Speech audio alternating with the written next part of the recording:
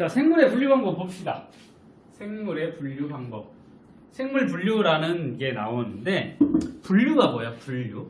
그래서 분류라고 얘기를 하는데, 분류가 뭐야? 거잖아. 응? 여기 장난감이 이렇게 잔뜩 있어. 그러면 얘를 분류를 해봐 라고 하면 뭐 여러 가지 기준에 따라서 분류를 하겠지. 여기 장난감 박스 큰 게 있어. 좀 어떻게 좀 분류 좀 해 라고 하면 내가 좋아하는 거, 좋아하지 않는 거, 그 다음에 뭐 예를 들어서 뭐 플라스틱으로 된 거, 아니면 여긴 천으로 된 거, 뭐 그렇게 분류를 할 수도 있고, 뭐 로보트 아니면 로보트가 아닌 것, 그렇게 분류를 할 수 있겠지. 이 분류라고 하는 것은, 자, 생물 분류라고 하는 것은 일정한 기준에 따라서 생물을 비슷한 종류의 무리끼리 나누는 것을 생물 분류라고 얘기를 할 거야. 일정한 기준에 따라서 생물을 비슷한 종류의 무리로 나누는 것. 그래서 이런 생물의 분류 기준은 사람 편의에 따른 기준, 그리고 생물 고유의 특징에 따른 기준이 될 거야. 자, 이거 쉽게 말하면 이거야. 우리가 물고기 하면 어디서 살고 있어? 물속에 살고 있지. 그리고 곤충 하면 어디로? 육상에서 살고 있을 거지. 토끼라고 얘기를 하면. 이렇게 수생생물 혹은 육지에 살고 있는 육상생물, 이런 식으로 우리가 서식지에 따라서 육상동물, 수중동물로 나누게 되는 건 우리 사람들이 편하게 하기 위해서 나눈 기준이 될 거야. 혹은 약용식물과 식용식물이야. 약용식물이 뭐니? 이걸 먹었었을 때 약효과가 있는 것들과 그렇지 않은 것들. 식용식물 뭐야? 우리가 사람이 먹을 수 있는 거, 혹은 독이 있어서 못 먹는 거. 그렇게 나누는 거는 이용 목적에 따라서 우리가 사람의 편의에 따라서 분류를 해놓은 거다라고 보면 될 거야. 그치? 자, 그 다음에 생물 고유의 특징에 따라서 생물 분류를 했다. 쉽게 말하면 생김새에 따라서 비슷한 애들끼리 이렇게 분류를 해놓는다. 혹은 속의 구조가 어떠한 식으로 되어 있느냐, 혹은 번식을 어떠한 식으로 하느냐, 유성생식을 하느냐, 무성생식을 하느냐, 혹은 호흡 방법, 우리처럼 폐로 호흡을 하느냐, 아니면 아가미를 갖고 호흡을 하느냐, 이런 식으로 광합성을 하느냐 하지 않느냐, 유전자가 어떠한 유전자를 갖고 있느냐, 이러한 생물 고유의 특징에 따라서 생물 분류를 할 수 있겠다. 기준이 이런 식으로 사람의 편의에 따라서, 아니면 생물 고유의 특징에 따라서 생물 분류를 할 수 있는데, 자, 생물을 사람의 편의에 따라서 분류를 한다라고 하면 사람에 따라 결과가 달라질 수 있다라는 거지. 자, 이렇게 생각을 해보자. 여기에 이제 여러 명의 학생들이 있다라고 쳤을 때, 소윤이가 선생님이 이럴 거야. 소윤아, 여기 10명의 학생이 있어. 잘생긴 사람과 못생긴 사람, 그렇게 구분을 해봐. 자, 여기 준이도 10명의 학생이 있어. 잘생긴 사람과 못생긴 사람 분류를 해봐 라고 생각을 해봅시다. 분류를 하라고 했어. 그러면 친구들이 여러 명 있을 거야. 10명. 분류를 하면 결과가 같을까? 잘생긴 기준이 뭔데? 나보다 잘생겼다, 나보다 못생겼다. 그 잘생긴 기준이 사람마다 다 다르겠지. 맞니? 그렇다 보니까 이러한 사람 편의에 따른 기준 같은 경우에는 결과가 달라질 수가 있다라는 거지. 들쑥날쑥한 거야. 그치? 그리고 이 사람 편의에 따라 분류를 하게 되면 생물이 가진 고유한 특징을 제대로 나타내지 못한다라는 특징이 있습니다.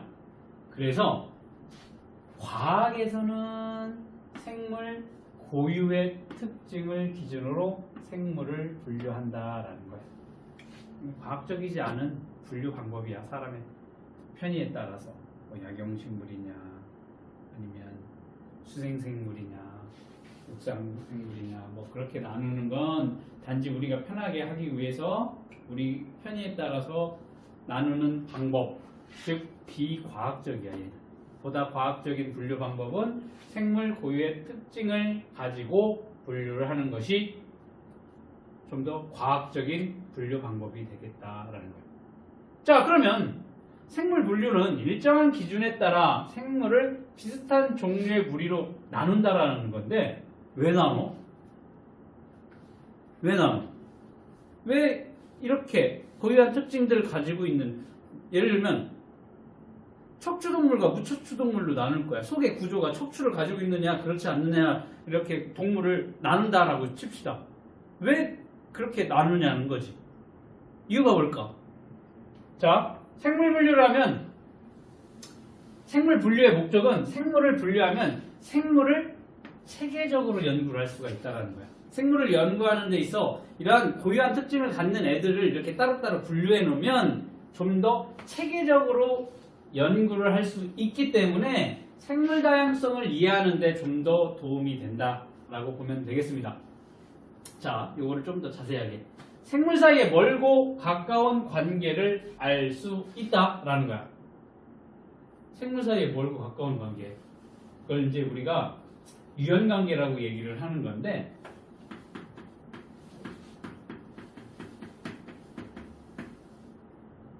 고래, 상어, 사람 사이에 멀고 가까운 관계를 보자. 자, 고래는 바닷물 속에서 살고 있지. 그치? 상어도 바닷물 속에서 살고 있고 둘 다 미안해. 이렇게 생겼지. 좀 더 날렵하게 생긴 애는 상어는 이렇게 생겼을 거고 좀 그림을 못 그렸으니까 이렇게 유선형으로 둘 다 살고 있고 생김새를 가지고 있고 고래나 상어나 그 다음에 물속에서 살고 있고 물속에서 먹이 활동도 하고 그래 반해 사람은 어떻게 하니? 물 밖에서 살고 있지. 그러면 이 고래하고 상어하고 더 가깝다라고 할 수 있고 사람은 그에 반해서 더 멀다. 관계가 좀 멀다라고 할 수 있는데 고래는 실제적으로 상어는 어떻게 되니? 아가미로 호흡을 하는데 고래는 그렇지가 않지. 호흡 방법이 사람과 더 가깝지. 그리고 뭐니? 포유동물이라고 하지. 포유가 뭐야? 젖 먹이는 동물이지. 고래도 젖을 먹이지. 얘는 그냥 알 나누면 끝이지. 상어는. 즉 이렇게 고래, 상어, 사람 사이에 멀고 가까운 관계 이거를 알 수가 있다라는 거예요. 이런 생물 분류를 하게 되면. 그러니까 쉽게 말하면 이거지.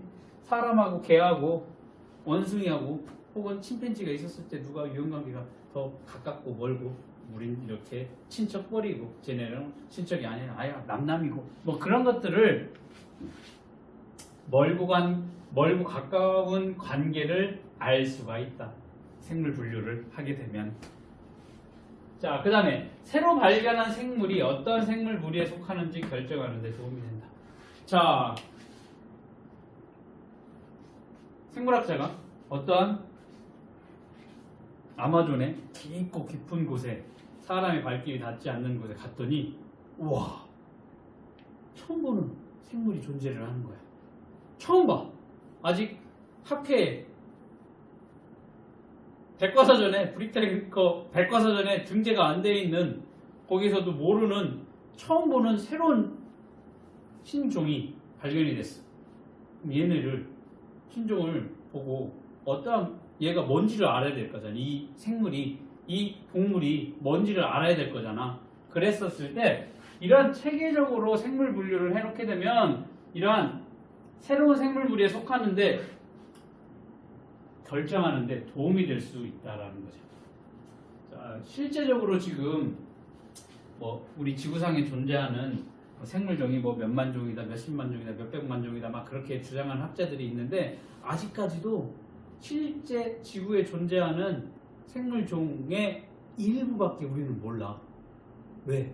깊고 깊은 바닷속 들어가서 뭐가 살고 있는지를 모르기 때문에 우리가 알고 있는 생물종은 극히 일부분이라고 볼 수밖에 없어. 그러면 어떻게 돼? 계속 과학이 발달하면 깊은 데 들어갈 수도 있고 조금 더 뭔가를 분석해내는 분석 장비 뭔가를 갈 수 있거나 혹은 분석하거나 아니면 확대하거나 뭐 그런 촬영하거나 그런 장비들이 점점 발달하게 되면 기존에 우리가 알지 못했던 새로운 종들이 분명히 나타나게 될 거라. 그러면 얘네가 어떤 종인지를 알려고 하면 이렇게 생물들을 분류를 해놓게 되면 그런 새로운 생물 무리를 결정하는데 도움이 될 거다라는 거지. 그 다음에 같은 무리에 속하는 생물의 특징을 미루어 짐작할 수 있기 때문에 이렇게 생물 분류를 하게 된다라는 거야. 자, 그러면 생물 분류를 어떻게 하느냐? 그냥 마구잡이로 인위적인 사람의 편의가 아닌 방법으로 생물 분류를 할 건데 그냥 하는 게 아니라 어떻게 하냐면 생물 고유의 특징을 먼저 관찰을 해야 되겠다라는 거지. 그리고 공통점이 있는지 차이점이 있는지 찾아서 분류 기준을 정해놔야 되겠다. 그 다음 분류 기준에 따라서 공통점을 지닌 생물끼리 무리지어 나누는 방법. 이게 이제 생물 분류를 하는 과정이라고 보면 될 거야. 이게 조금 어려우니까 쉽게. 자, 여기 보면 오리가 있어.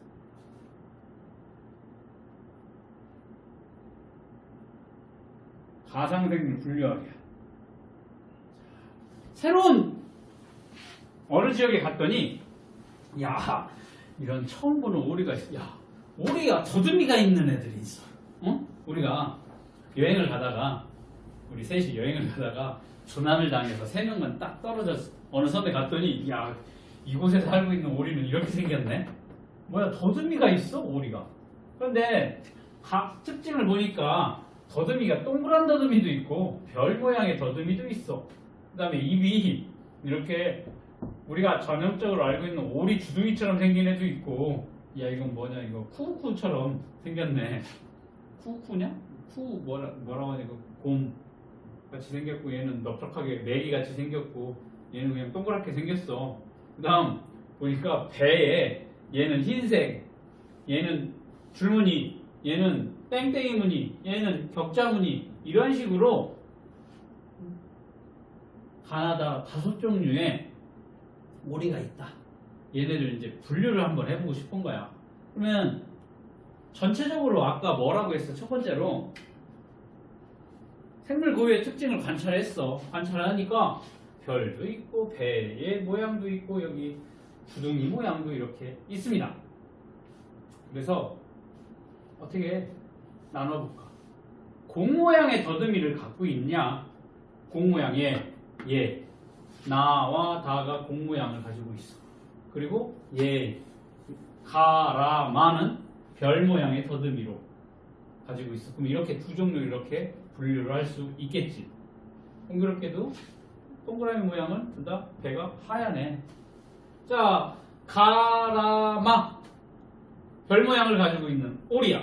그런데 얘네 세 개를 보게 되면 또 다른 특징 뭐 있니? 주둥이가 이렇게 넓적한 애가 있고 이렇게 동그랗게 된 애도 있어.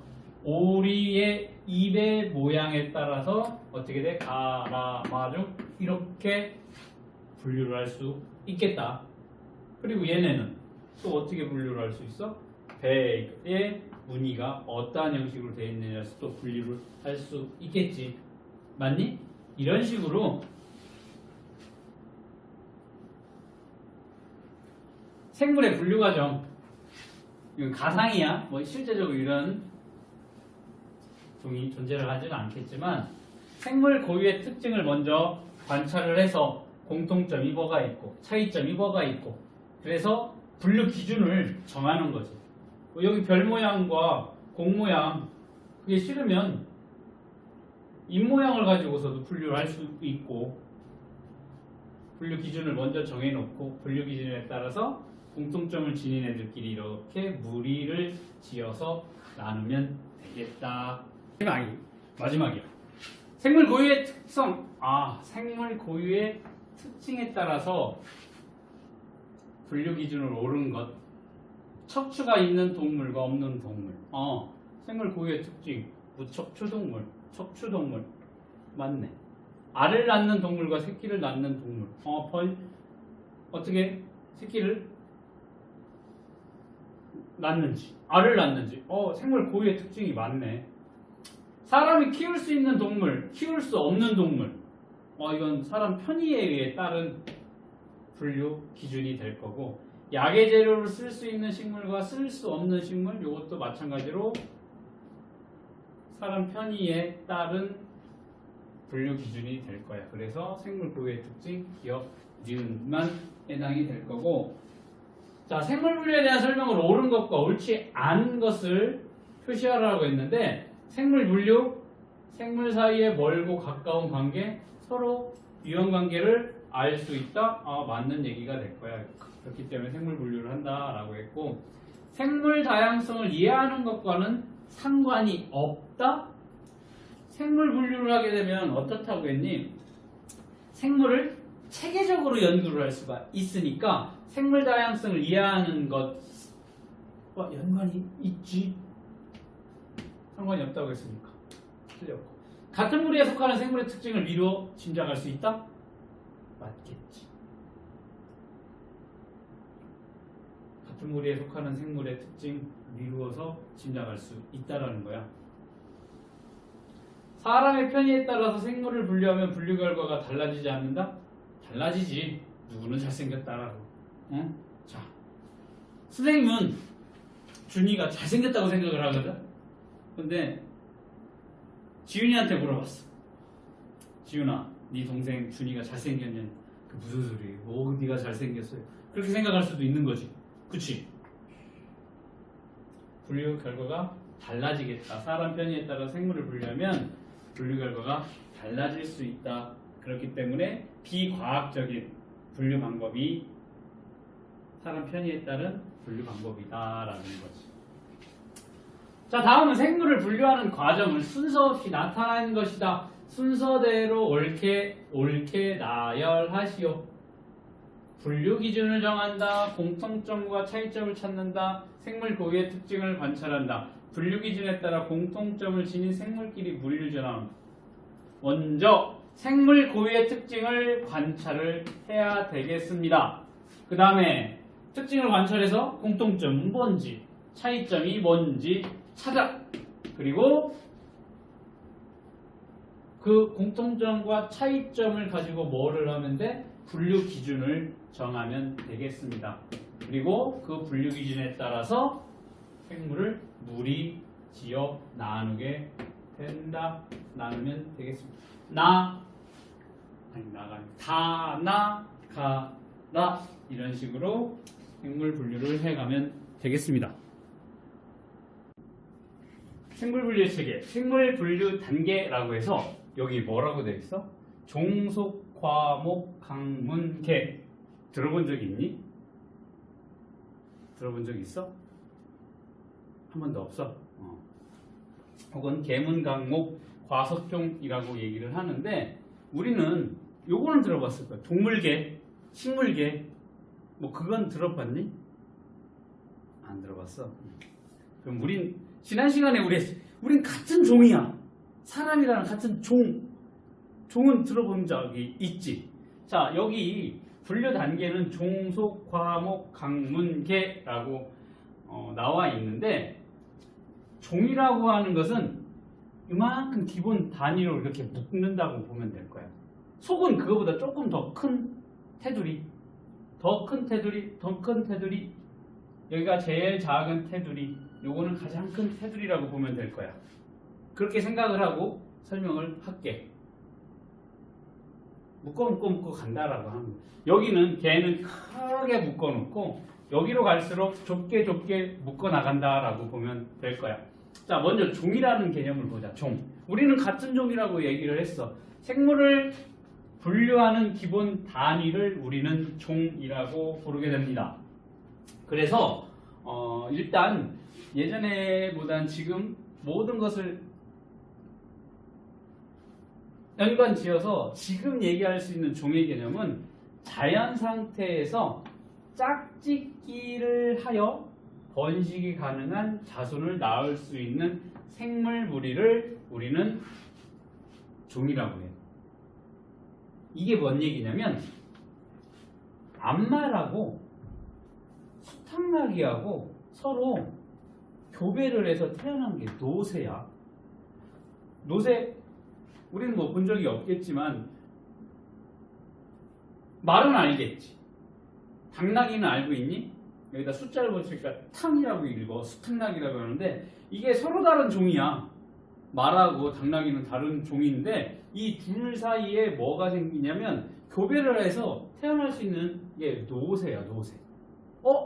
그러면 자연 상태에서 짝짓기를 하여 번식이 가능한 자손을 얘 자연 상태에서 짝짓기를 했는데 노새가 태어났어. 그런데 태어난 노새는 다 모두 다 불임이야.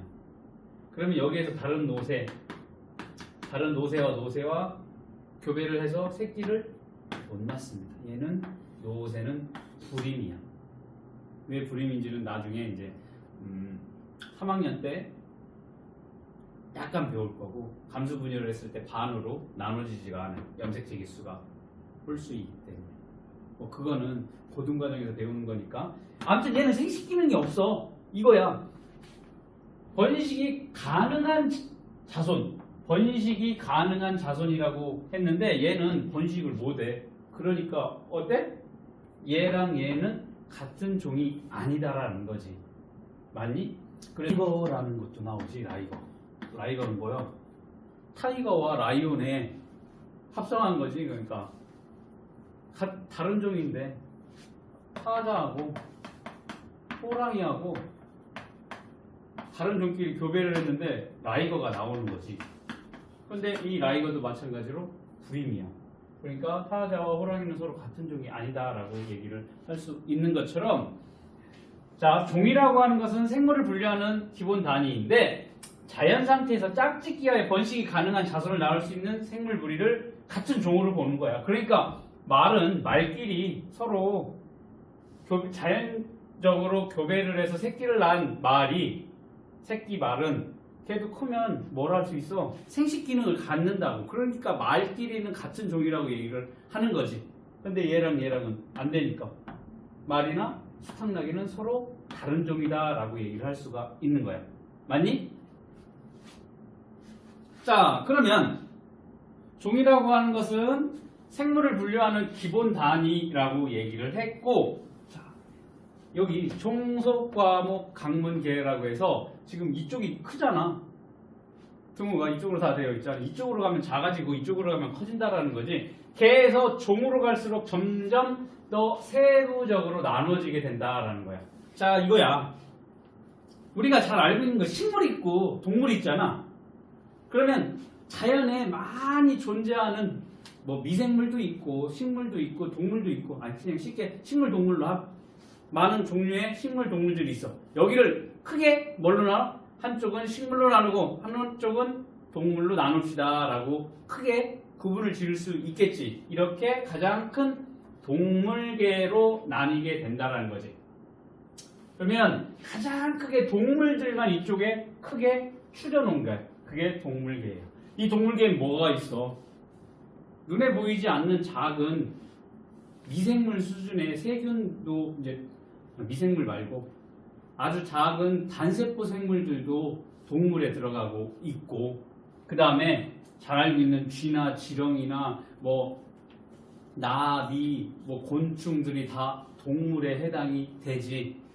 이렇게 가장 포괄적으로 가장 큰 게 구분 짓는 것을 이제 개라고 보면 될 거야. 거기에서 이제 조금 더 추려 나가는 거야. 여기 뭡니까? 척삭 동물 문이 있어. 동물계에는 여러 가지의 문으로 조금 더 세부적으로 나눠지게 되는데, 척삭이라고 하는 것은 말 그대로 우리 척추처럼 여기 사이에 척삭 가지고 있는 동물, 그리고 그 척삭을 가지지 않는 다른 동물로 이렇게 구분 지는데, 그 중에 이제 동물계 중 여러의 문 중 척삭 가지고 있는 문으로 또 세부적으로 추려. 그리고 그 문 중에 강이 여러 가지가 있습니다. 그 중에서도 젖먹이는 동물들을 분류해서 포유강으로 집어넣을 거고, 그 다음에 그 강 중에서 이 포유강을 이루는 또 여러 가지의 모기, 존재를 합니다. 목목목 중에서 그 중에서도 식육목 뭐야 고기 뜯어먹는 애들을 식육목이라고 합니다. 그 일부분. 그리고 식육목도 무슨 과 여러 개 나뉘고 있는데 뭐 개과도 있겠고 뭐 있을 거야. 그 중에 고양이과가 또 세부적으로 추리고 그 다음에 고양이과 중에서도 여러 가지 속이 존재를 할 건데 그 중에 고양이 속 그리고 고양이 속에서도 무슨 종 여러 가지 종이 있는데 그 중에 들고양이 종으로 어떻게 되니 큰 테두리에서 추리고 세부적으로 나뉘고 그래서 하나 또 세부적으로 나뉘고 해서 종까지 가게 된다라는 거지. 반대로 생각을 하면 가장 하위 단계에서 묶인 게 종이라고 보면 돼. 우리 사람처럼 같은 종. 거기서 그 바로 위에 옆에 다른 종 또 다른 종 모아서 뭐가 되는 거야? 속이 되는 거고 여러 속들이 모여서 또 과가 되고 여러 과들이 모여서 또 목이 되고 그 다음 강이 되고 문이 되고 동물개가 되고 동물개는 또 동물개는 더 이상 없어. 옆에 뭐 있어? 식물개 있고 이따가 또 우리 여러 개의 개들이 모여서 분류를 하는 거 배우게 될 거야. 자 이런 식으로 어떻게 종속과목 강문계가 됐든지 아니면 개문 강목 과속종 요거는 기억을 해둬야 되는 용어가 될 거야. 알겠어? 여기에 예를 들어서 뭐가 있고 세부적인 거는 몰라도 돼. 그냥 요것만 기억하면 돼. 종이 모여서 종보다 큰 개념이 속이고 속보다는 과, 그 위에는 목, 강, 문, 개라고 하는 요거는 꼭 기억을 해둬야 되는 내용이 되겠습니다. 알겠니? 다른 건 뭐 거기에 세부적으로 뭐가 있는지 어떤 얘들을 고음은 어디에 들어가고 뭐 그런 것들은 몰라도 되지만 요 분류 단계를 종에서부터 개로 가면 커지게 된다. 혹은 개에서부터 종으로 가면 작아지게 된다. 요거는 기억을 해둬야 되는 내용이 되겠습니다. 이해됐니? 단위 보면 가장 작은 단위가 종이고 그 다음 A는 뭐가 되겠어? 속, 화, 목, 강, 문, 개라는 거 요거 하나는 기억을 해둬야 돼. 알겠니? 기억해둬야 돼. 시험에 나오고 안 나오고 아니야. 이건 기억해둬야 돼. 종속과목 강문계 아니면 개문 강목 과속종. 선생님이 이건 20년 넘게를 했는데 이렇게는 안 해오죠. 이렇게는 안 해오죠. 개문 강목 과속종 이게 안 해오지더라. 20년 넘게 했는데도 1997년부터 이걸 했거든. 97년이면 언제니? 지금으로부터 몇 년 전이야? 굉장히 오래됐지. 20년도 넘었지. 대학교 선생님 1학년 들어가서부터 배운 내용인데 이게 안 외워져. 이렇게는 외워지는데. 종속과목 강문계. 자, 요거는 꼭 기억을 해둬야 되는 내용이 되겠습니다. 자, 그렇다면 다음 장으로 가서 생물의 5개라는 게 나오게 됩니다. 생물이 뭐야? 생물 단한 생물이라고 할 거잖아. 그치? 생물은 크게 5가지 개로 분류를 할 거야. 아까 우리 동물계 얘기를 했었잖아. 식물계 얘기를 했었잖아. 그 위에 또 뭐가 있냐면 균계도 있어. 원생생물계도 있고 원핵생물계도 있어. 근데 처음 들어볼 거니까 아까 그냥 우리 보기 편하게 이해하기 쉽게 동물, 식물로 나눠졌는데 이 동물, 식물 말고도 우리 생물을 분류했었을 때 준아 5개의 개로 나누게 된다라는 거. 그러면 이 개로 자 여기 원핵생물계, 원생생물계, 균계, 동물계, 식물계로 구분을 이렇게 지을 건데 어떠한 원칙에 따라서 어떠한 분류 기준에 따라서 얘네를 동물로, 식물로, 균으로 원핵생물인지 원생생물인지 어떻게 나누냐는 거지. 이거는 여기 봐봐. 핵막을 가지고 있느냐 없느냐. 핵이 뭐야? 우리 몸을 이루는 가장 구조적인 기능적인 기본 단위를 세포라고 하지. 그치? 그 세포가 모여서 뭐가 돼? 조직을 이루고 뭐 기관을 이루고 기관계를 이루고 우리처럼 개체를 이루게 되지. 이건 이제 나중에 배우게 될 건데 2학년 가면 배우게 될 건데 이러한 사람을 이룬다라고 하면 사람 선생님 같은 경우는 70조 개의 세포로 이루어져 있어. 성인 같은 경우에 70개나 돼. 70조나 돼. 개수가. 이 하나하나 세포를 확대를 해보면 어떻게 되냐면 이런 식으로 세포 막이 존재하고 식물 세포 같은 경우는 그 바깥에 또 뭐가 있어? 세포 벽이 존재를 해. 세포 벽. 동물 세포, 사람 같은 동물 세포에는 세포 막만 존재하고 식물에만 세포 벽이 존재하는데 이 세포 안쪽에 다양한 세포 소기관들이 존재하는데 그 중에 핵이 있어. 그 핵이 뭐 있냐면 핵 안에 뭐가 있어? DNA가 존재를 하고 DNA. 그러니까 세포 하나하나에 뭐가 DNA가 다 있다라고 보면 될 거야. 자, 그 핵이 뭐야? 이 세포 중에 하나의 소기관, 가장 중요한 세포 속에 있는 기관이라고 보면 될 거야. 그래서 이 원시적인 애는 이 DNA라고 하는 물질이 이렇게 핵막에 의해서 구분지어져 있어.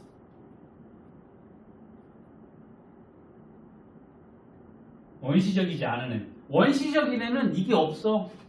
이게 세포가 이렇게 존재를 하면 이렇게 핵막에 의해서 핵이 구분이 져야 되는데 핵이 이렇게 따로 구획이 져져 있어. 그런데 원시적인 애들은 이게 없어. 핵막이. 그냥 이 안에 DNA라는 유전 물질이 둥둥둥둥 떠다녀.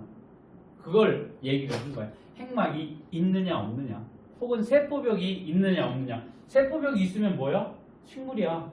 동물 세포에는 세포벽이 없다고 했으니까 뭐 그런 세포벽을 가지고 있느냐 없느냐에 따라서 이 생물을 5개의 개로 분류를 하게 될 거고 세포수 자 사람같이 70조 개로 되어 있어. 어떠한 생물은 세포가 하나로 되어져 있는 생물도 있어. 단세포 생물이라고 하는 거 이제 설명을 해줄 거고 이런 세포수에 따라서 혹은 광합성을 하느냐 못하느냐에 따라서 생물을 분류할 수가 있다는 거죠. 너희들 이제 학교에서 친구들이랑 점심시간이나 이렇게 놀 때 햇볕 쬐러 나간다라고 하지. 맞아? 그렇게 하니 광합성하러 나가자라고 그래?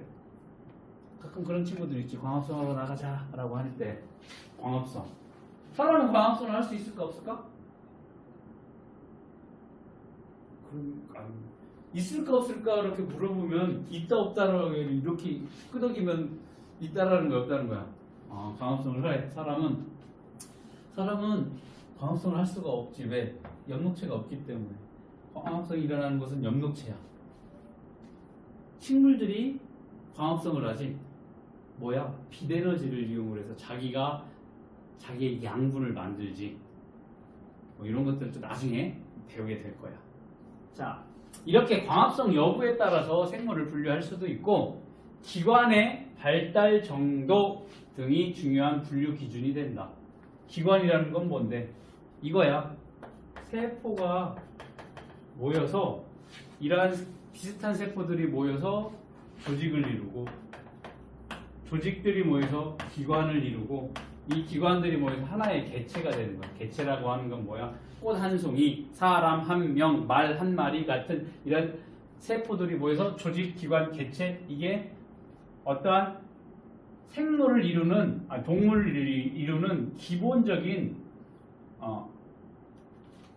구조라고 보면 될 거야. 거기에 이 기관이라고 얘기를 하는 거야.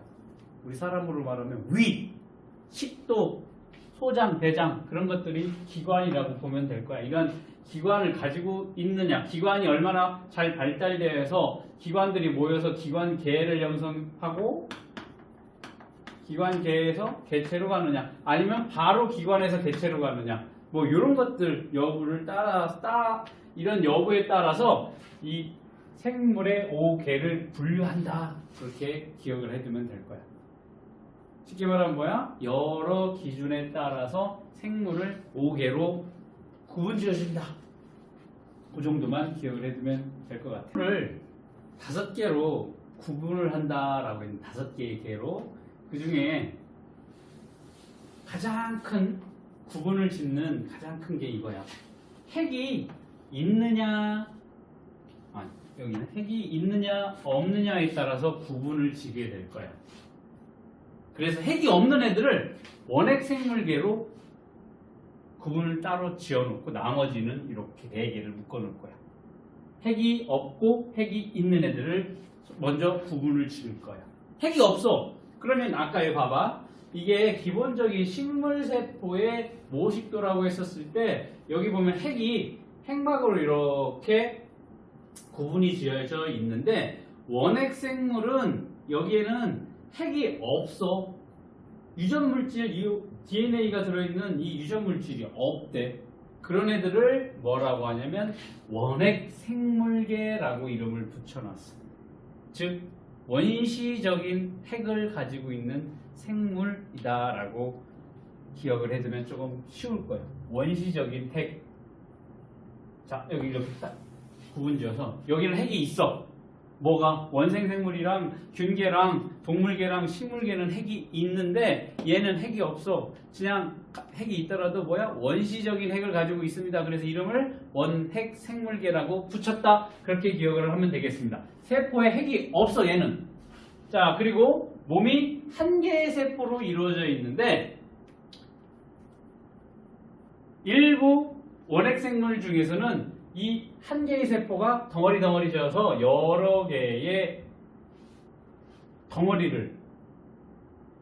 세포가 모아져서 덩어리를 이렇게 이루어져 살아가기도 하는 원핵 생물도 존재를 한다. 그렇게 설명이 되어 있습니다. 그 다음에 얘는 세포에 세포벽이 존재를 합니다. 세포벽은 뭐야? 이 안쪽에가 세포막이고 바깥쪽이 세포벽이야. 세포벽은 세포막보다 튼튼해, 두꺼워. 그리고 뭐 이렇게 이렇게 딱딱딱딱 뭐라고 해야지? 세포막은 흐물흐물흐물한다라고 보면 될 거고 세포벽은 되게 견고하다. 그렇게 이해를 하면 좋을 거야. 자, 이런 원핵 생물계는 세포벽이 존재를 해. 그리고 대부분 광합성을 하지 않습니다. 광합성을 안 해. 그런데 일부 남세균이라고 하는 애들이 광합성을 해. 광합성을 하면 뭐를 하는 거냐? 아까 비대는 광합성이라고 하면 이것만 기억을 해도 광합성이다라고 얘기를 하면 물하고 이산화탄소를 이용을 해서 재료로 뭘 만들어? 산소 만들어. 영양분 만들어. 근데 반드시 여기에 뭐가 필요하냐면 빛이 필요해. 여기 이제 기본적인 우리가 광합성이라고 얘기를 하는 거지. 그래서 우리 잘 알고 있는 식물들이 광합성을 해. 어디에서? 세포 안에 엽록체 안에서 이 광합성이 일어나게 되는 거야. 그래서 식물들은 물만 주면 돼. 다른 거 안 줘도 돼. 물하고 뭐만 있으면 돼? 빛만 있으면 광합성을 해서 자기가 살아갈 수 있는 자기가 필요한 영양분을 만들어. 식물은 따로 우리가 알고 있는 거름을 준다거나 비료를 준다거나 할 필요 없어. 뭐만 있으면 돼? 물하고 빛만 있으면 자기 양분 자기가 만든다. 이게 이제 광합성을 한다라고 하는데 이런 원핵 생물들 대부분은 광합성을 하는데 원핵 생물 중 남세균이라고 하는 애만 광합성을 해. 그래서 과거에 지구에 처음에 대기가 없었어. 그랬을 때 바다 깊은 곳에 남세균들이 생겨나기 시작하면서 얘가 광합성을 하면서 뭐가 만들어졌어?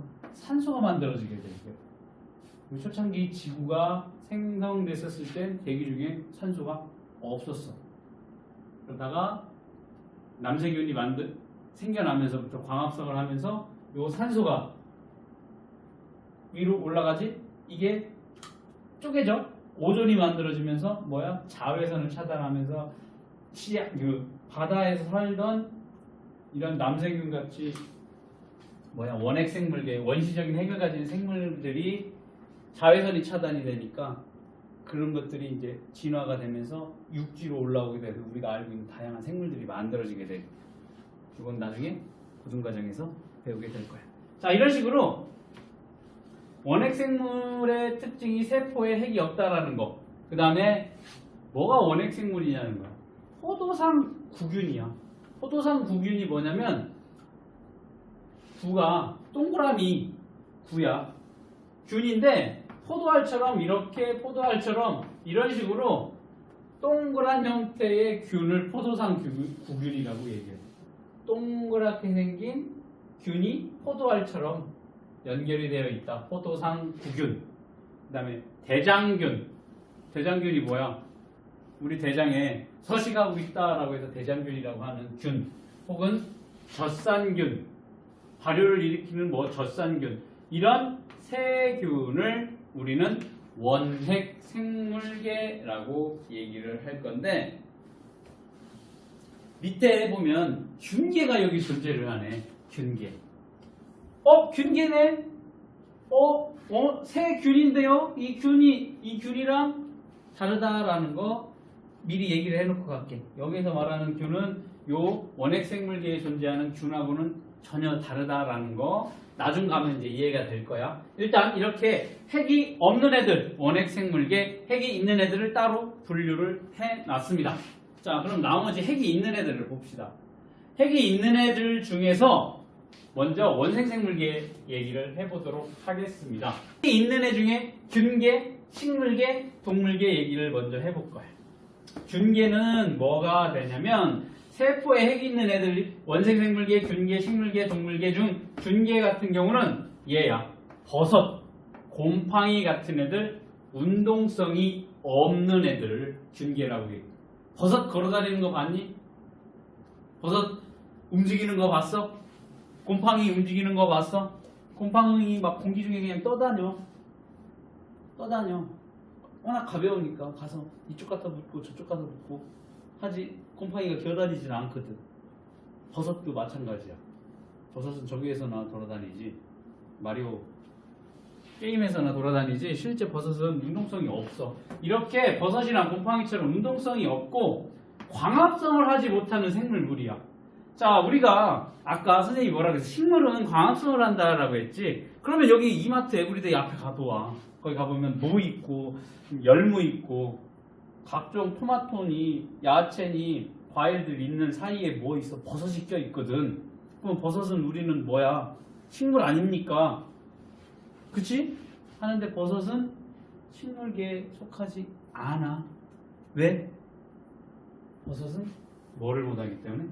광합성을 하지 못하는 생물물이기 때문에 과거에는 버섯이 생긴 게 땅에서 자라고 뭐처럼 식물처럼 자라는 걸 보고서 처음에 여기다 넣었다가 보니까 식물계에 넣었어. 그리고 계속 관찰을 하고 연구를 해보니까 얘는 식물이 가지고 있는 특징이 없어. 광합성을 안 하기 때문에 나중에 식물계에서 빼놨어. 균계로. 알겠니? 자, 버섯이나 곰팡이의 몸은 실 모양. 실이야, 실. 그래서 실사자를 썼어.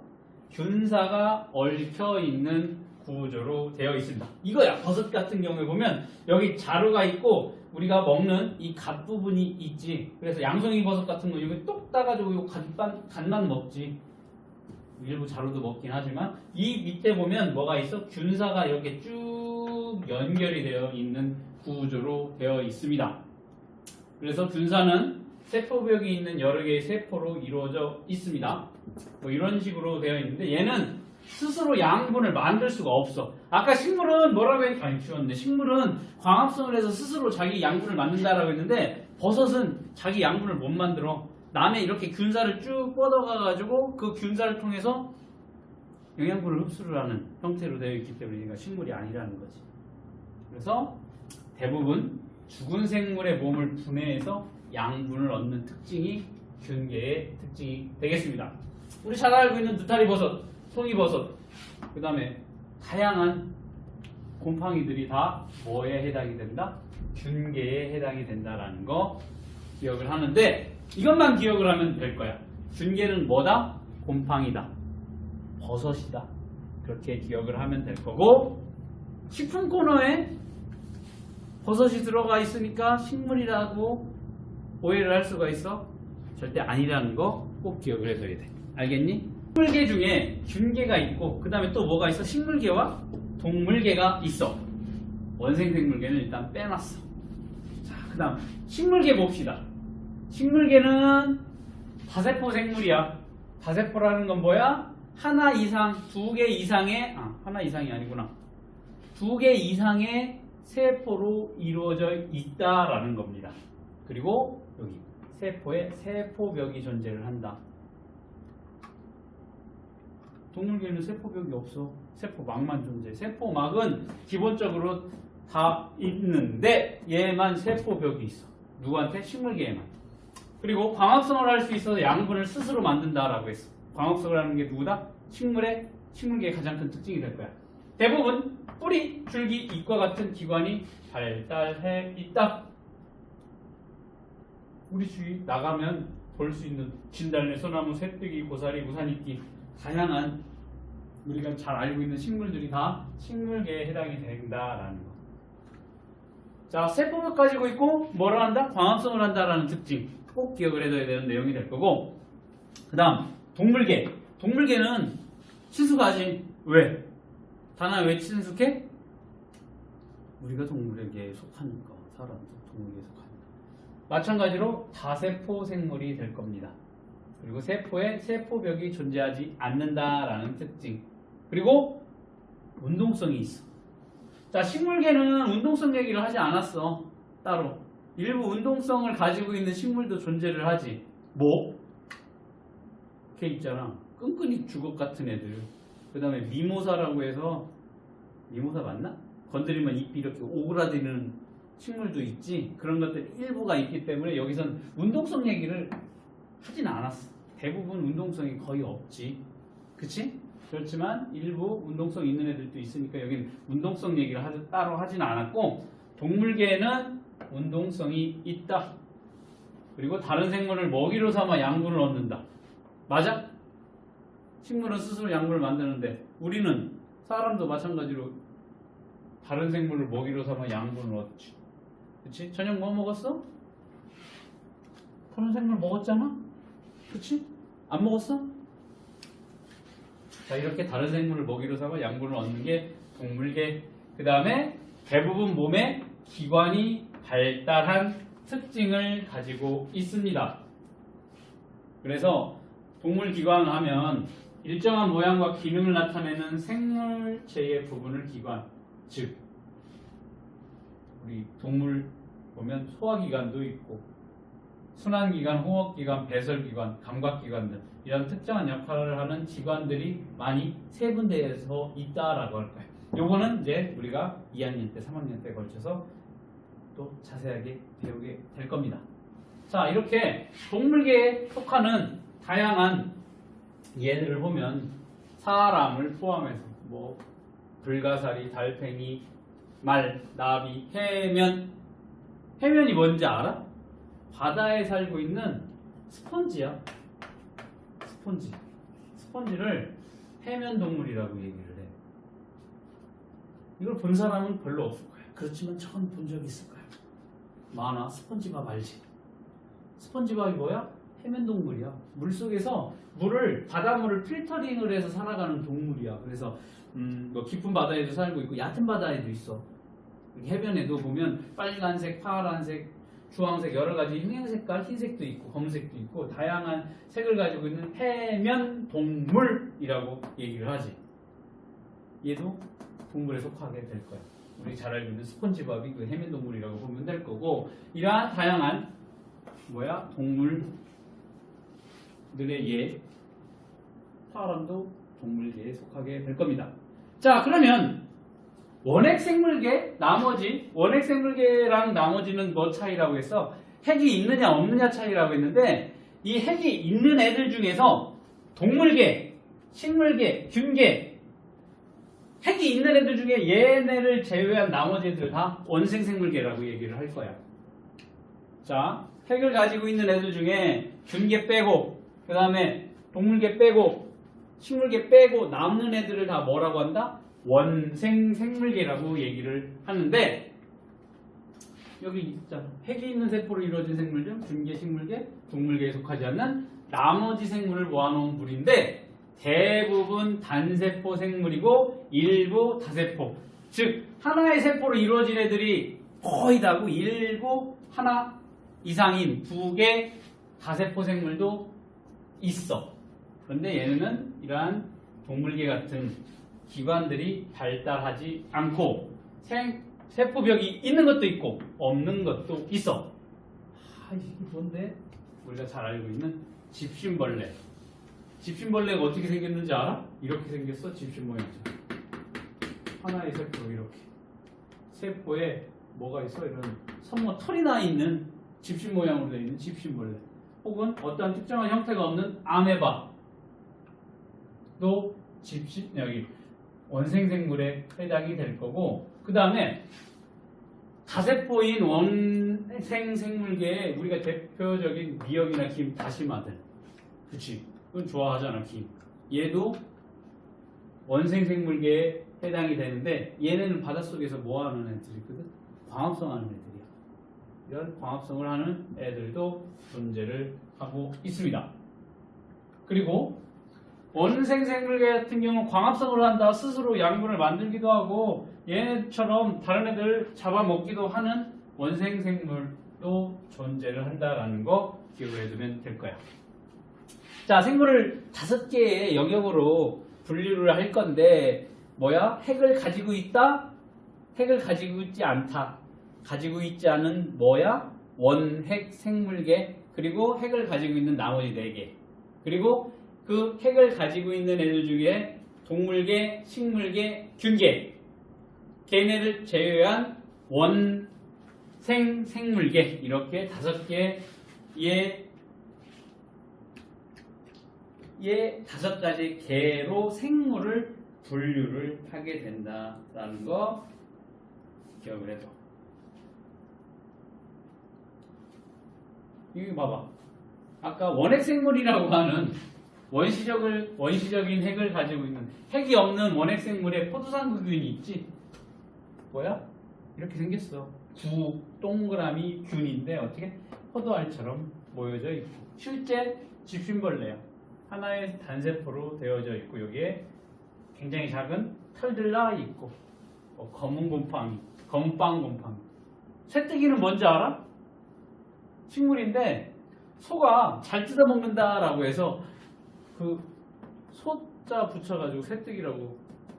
그러면 5개의 개야 개 특징을 정리를 하게 될 건데, 이거는 뭐 따로 언급을 하지 않기 때문에 이렇게 쭉 그어놓은 거야. 자, 보면 핵막이 있냐 없냐에 따라서 핵막이 있다 뭐야? 원생생물, 균계, 식물계, 동물계로 구분을 지었어. 핵막이 없는 애 원핵 생물계, 원시적인 핵 가지고 있다. 그러니까 핵이 없다라는 거 보는 거야. 핵막, 참 핵막. 핵은 존재를 하는데 원시적인 핵이라 따로 핵막이 구획져서 있진 않는 애들. 이렇게 구분 지을 거고, 세포벽이 원핵생물계에는 있어. 균계에도 있어. 식물계에도 있어. 어디에만 세포벽이 없어? 동물계에만 세포벽이 없다라는 거 기억을 해둬야 돼. 그 다음 균계, 버섯 광합성 안 한다고 했어. 식물계 뭐 한다고? 광합성해. 동물, 사람 광합성 안 해. 알겠어? 친구들이 쉬는 시간이나 점심시간 때 야 우리 광합성하러 가자 하면 뭐라고 해야 돼? 무식한 녀석아 얘기를 해야 된다고. 왜? 우리는 엽록체가 없기 때문에. 그때 뭐라고 해야 돼? 나중에 3학년 때 배우게 되겠지만 2학년 때 배우게 될 거야. 비타민 D 합성하러 갑시다 라고 얘기를 하면 되는 거야. 생물을 배운 사람은. 왜? 햇볕만 받아도 피부를 통해서 우리는 비타민 D를 합성을 할 수가 있어. 그래서 2시 정도, 12시에 2시에는 자외선이 강하잖아. 그 이외의 시간에는 햇볕을 쬐는 게 좋아. 왜? 자연스럽게 비타민 D를 만들 수가 있기 때문에. 자, 그 다음 세포수. 세포가 얘는 원핵생물계는 단세포, 하나의 세포로 이루어져 있고, 원생생물계는 하나 혹은 다세포, 균계 대부분 다세포, 식물계 다 다세포, 동물계 다 다세포. 그래서 5개의 특징 정리해 놓은 거 요거는 꼭 정리를 해보길 바래. 한번 써보라는 거예요. 한번 써보고 안 써보고 차이는 엄청나게 클 거기 때문에 한번 써보면 되겠습니다. 자, 개 수준의 생물 분류 핵을 가지고 있느냐 가지고 있지 않느냐에 따라서 이렇게 없는 애 있는 애 있는 애 중에서도 원생생물계 식물계, 균계, 동물계 이렇게 우리 생물을 몇 개? 5개의 영역으로 분류를 해놨다라는 거예요. 이건 이제 나중에 생물 가게 되면 조금 더 자세하게 배울 건데 우리는 이 중등 수준에서는 이 정도만 기억을 해두면 되겠습니다. 됐니? 그래서 뒤로 이제 쭉 잠깐 쉬었다가